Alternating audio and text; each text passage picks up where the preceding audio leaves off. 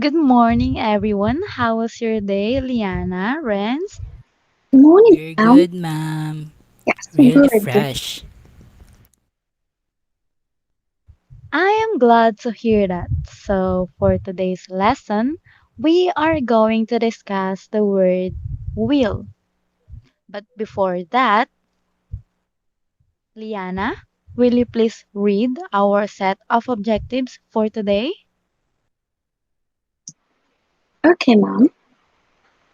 For the objectives, number one, define the meaning of will. Number two, distinguish the affirmative, negative, and question sentences using will. Number three, enumerate when to use will. Thank you very much. We normally use will to speak about the future. It is always combined with another verb. Since will is classified as a modal verb like can, would, could, or should, it has the same characteristics. Number one, it does not change in the third person. For example, he, she, it. Number two, it is always combined with another verb in the base form. For example, without to. For number three, we don't use it with do in questions or negatives. Okay, for examples, I will go to the cinema tonight. He will play tennis tomorrow. There are three different grammar rules when using the word will. These are the affirmative form, negative form, and the question form of will. Let us now discuss the affirmative form. Liana, will you please read? Affirmative form. Will comes first in the verb phrase in a statement, after the subject and before another verb. For example, the next Olympic Games will be in London. Very good. Okay. It is often contracted to l as in the double L in I'll, shall, will, in informal situations. For example, I'll give you a cut. I'll give you a call at about 7 o'clock. Will cannot be used with another modal verb. It is wrong to say you will must sign a contract or you must will sign a contract. Notice that, students?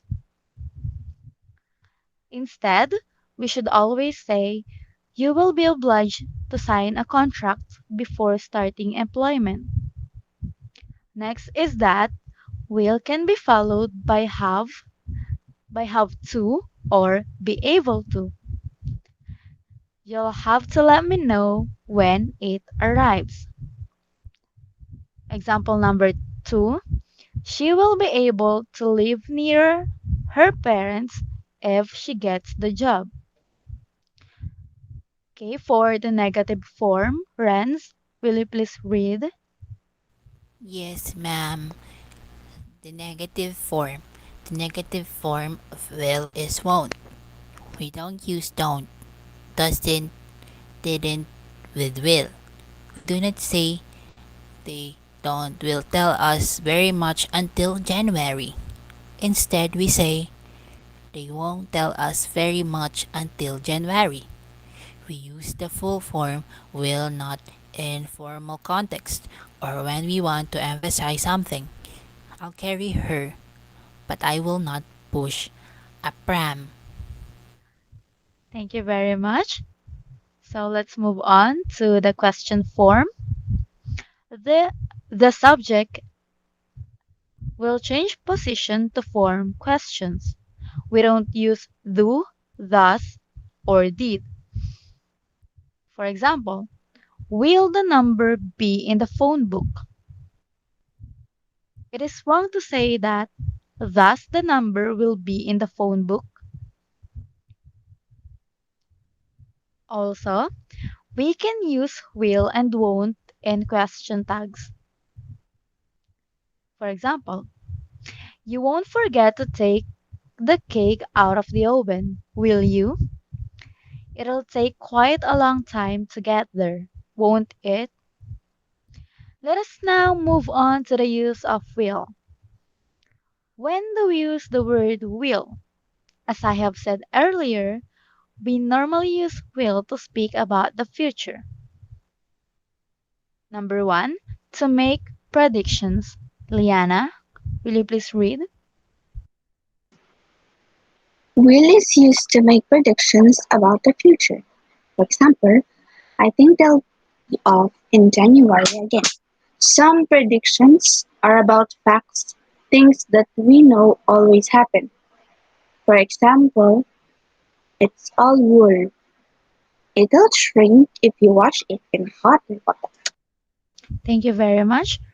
So, in our example, it stated that I think they'll be off in January again, meaning they'll be away or possibly on holiday. Next, some predictions are about the present. Example, that there'll be Katie shouting. The speaker is certain he or she makes a deduction because of what they know about the situation. For example, there is a man and that man goes to Katie. So Katie started shouting. So what does it mean? It means that um, something is happening. Okay? So for conditional sentences, Renz, will you please read? Conditional sentences. We often use will or the contracted form with apostrophe and double L in the main clause of a conditional sentence when we talk about possible situations in the future. So, for example, if she gets a job, she will have to move to Germany. I'll take a day off if the weather's fine next week. Okay, thank you very much. Can you please make your own conditional sentences, Liana?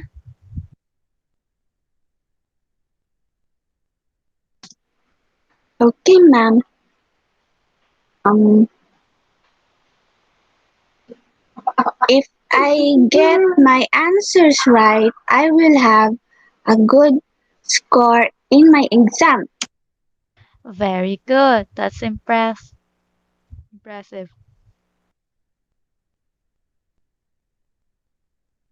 Nah, I'm just kidding. Okay, let's move on to intentions and decisions. This is when you make a decision at that moment in a spontaneous way. For example, you need to enter a coffee shop and you need to decide immediately. Then you'll say, I'll order some cappuccino. This means that the person just decided right now. Next is promises. We use will to make promises like, I'll be there for you, don't worry. We'll always love you. And for our last request and invitations, yes, Renz, Requests and invitations. We often make requests or invitations with will. Will you pass me the salt? This tastes good. Will you give me the recipe? Will you come for dinner on Saturday? thank you very much. So, students, that's all for today. I hope you learned something new. And before we end our meeting, Do you have any questions, None, clarifications? ma'am. None. None, ma'am. Sure. Yes, Yes. ma'am. That's all for today. Bye. Bye, ma'am. Bye, ma'am.